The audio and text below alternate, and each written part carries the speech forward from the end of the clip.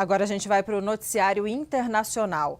O presidente norte-americano Donald Trump disse hoje que os Estados Unidos podem precisar atacar o Irã novamente.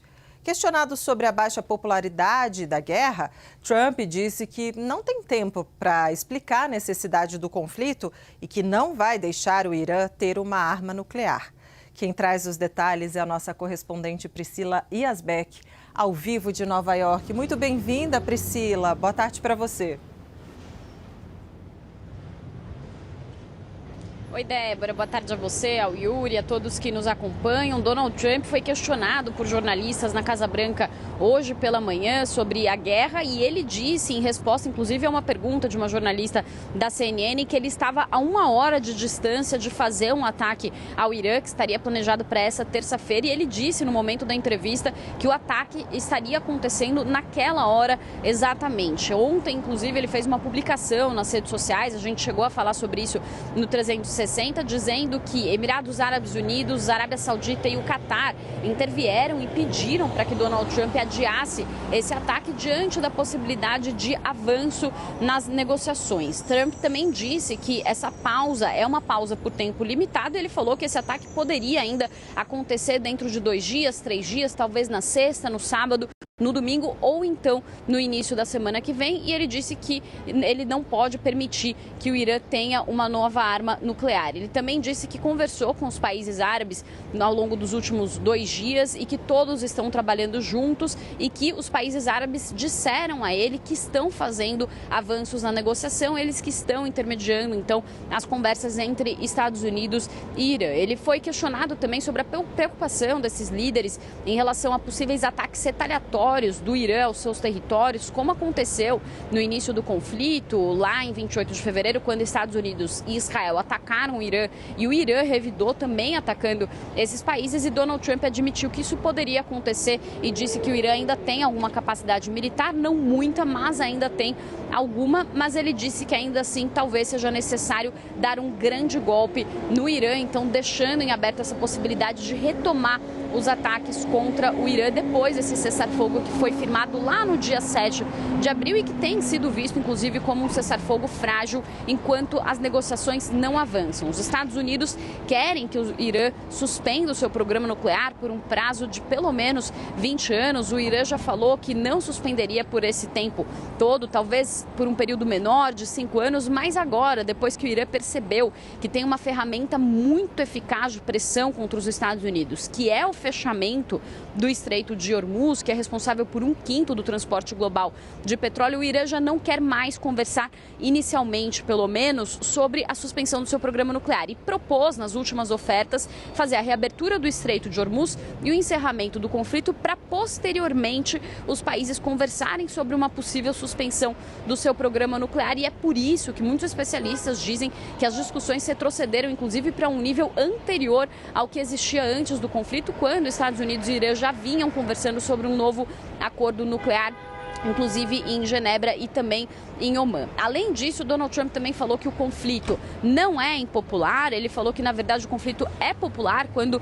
ele está falando sobre uma questão nuclear e sobre armas nucleares que poderiam atingir grandes cidades, inclusive Los Angeles. E isso depois de uma pesquisa que foi revelada pelo New York Times nessa segunda-feira, mostrando que 59% dos americanos desaprovam o desempenho de Donald Trump, só 37% aprovam. É a pior taxa de aprovação do seu segundo mandato e 65% desaprovam a guerra. Trump também minimizou a questão do impacto do conflito nos preços, quando ele foi questionado sobre o preço da gasolina, que está custando $4,53 o galão, contra menos de $3 antes do conflito. Donald Trump disse que isso é peanuts, ou seja, que isso é mixaria, que isso seria irrisório, e ele falou que agradece a todos por aguentarem um tempinho, e ele disse que esse conflito não vai durar muito mais, mas que, francamente, há muito petróleo disponível por aí. E essa fala acontece também, Débora e Yuri, em meio às eleições primárias para definir os candidatos republicanos e democratas que vão entrar na corrida eleitoral para as eleições de meio de mandato, e essas primárias acontecem em 6 estados e esse é o assunto principal. Muitos eleitores falando sobre o incômodo em relação aos preços, inclusive uma pesquisa recente da CNN mostra que 74% dos americanos desaprovam a gestão da inflação no governo Trump e 79% desaprovam a sua gestão sobre os preços da gasolina. Para finalizar, também agora há pouco, o vice-presidente dos Estados Unidos, J.D. Vance, concedeu uma entrevista coletiva na Casa Branca também para falar sobre o conflito e alguns outros assuntos internos, e J.D. Vance falou que de fato eles estão enxergando, ele conversou com Donald Trump e que eles enxergam que há avanços nas negociações com o Irã, conforme Donald Trump também falou, que foi relatado pelos países aliados na região, e ele falou também que o motivo de os Estados Unidos manterem esse conflito é o fato de eles temerem que o Irã tenha uma arma nuclear, e J.D. Vance disse que os Estados Unidos querem manter o número de países que possuem armas nucleares muito reduzido e é por isso que o Irã não pode ter uma arma nuclear. Ele também falou que se o Irã tiver uma arma nuclear, países do Golfo também vão querer as suas próprias armas nucleares e depois outros países do mundo todo vão fazer o mesmo, e ele falou que essa é uma questão central e é isso que eles estão tentando alcançar nessas negociações, mas o Irã tem se mostrado irredutível e inclusive o que muitos especialistas dizem é que por mais que os Estados Unidos retomem os ataques, isso já foi tentado anteriormente como uma forma de pressão sobre o Irã e o Irã não cedeu em relação a essa questão nuclear e também sobre a questão do seu material nuclear enriquecido. Inclusive, J.D. Vance foi perguntado se esse urânio enriquecido, que é estimado em cerca de 440 quilos, seria entregue, por exemplo, para a Rússia, já que os Estados Unidos gostariam que esse material fosse entregue aos Estados Unidos, mas o Irã já disse que isso é inaceitável, entregar um material nuclear ao país adversário durante um conflito, e a Rússia seria ali considerada um país aliado, mas J.D. Vance disse que esse não é atualmente o plano do governo dos Estados Unidos e que os iranianos não levantaram essa possibilidade, ainda que haja rumores sobre isso. Portanto, esse também seria mais um impasse, além da suspensão do programa nuclear. Como ficaria esse urânio enriquecido que está sob posse do Irã e se ele seria entregue a um país aliado do Irã, ou como gostaria os Estados Unidos, se ele seria entregue aos Estados Unidos ou algum país aliado aos Estados Unidos. Eu volto com vocês. Priscila Yasbeck, muito obrigado pelas suas informações, falando conosco ao vivo de Nova York. E aqui em São Paulo, Fernanda Manhota, nossa analista de internacional, já na tela. Boa tarde, Fernanda. Trump minimizou hoje a importância da popularidade da guerra entre os americanos. Na semana passada, havia dito que não considera a situação financeira da própria população quando toma decisões sobre este conflito no Oriente Médio. E aí perguntamos a você como este discurso do presidente dos Estados Unidos pode repercutir entre o eleitorado do país, lembrando que em novembro há a eleição de midterms, de meio de mandato, quando há a renovação do Congresso americano. Pois é, Yuri, boa tarde a você, a Débora, a todos que nos acompanham aqui no 360.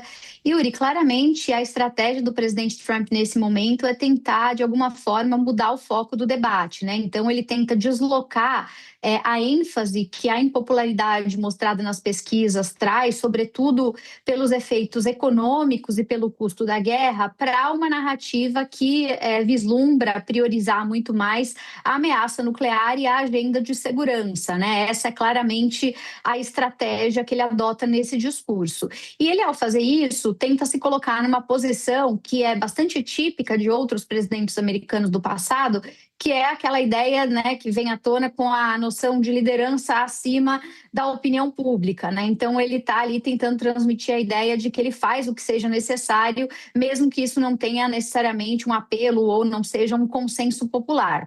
Do ponto de vista das eleições, né, e da própria configuração política atual dos Estados Unidos, esse é um risco bastante alto, Yuri, porque hoje, entre os apoiadores do presidente Trump, basicamente nós temos dois grupos que se dividem nessa matéria, né? Existe um grupo dentro dessa base que é parte daquela ala America First e que, de certa maneira, rejeita qualquer que seja a empreitada em novos conflitos no exterior. Eles, inclusive, acreditam que os Estados Unidos deveriam deixar esse tipo de estratégia de lado, porque o atoleiro da política internacional desviaria o foco do país das questões internas que, de fato, mereceriam atenção.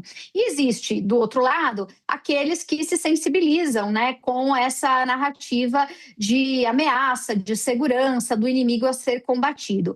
É bem verdade que hoje as pesquisas mostram, Yuri, que esse inimigo externo a ser combatido, ele é muito mais consensual quando ele envolve, por exemplo, adversários como a China, e muito menos adversários em outras partes do mundo, como é o caso do próprio Oriente Médio. Então, me parece que, apesar de fazer algum sentido lógico esse movimento do presidente Trump, né, ele está tentando redirecionar o discurso, essa é uma aposta muito arriscada, porque ela destoa, ela soa desconectada do eleitor mais importante das eleições de meio de mandato, que são os moderados e principalmente os independentes. Esse eleitor, Yuri, ele é muito sensível a temas ligados, né, principalmente à agenda econômica, mas particularmente ao que diz respeito à inflação, energia e affordability, né, o custo de vida. Esses são, recorrentemente, os tópicos que mais têm levado o eleitor a rejeitar ou apoiar agendas dos diferentes presidentes em diferentes momentos dos últimos anos.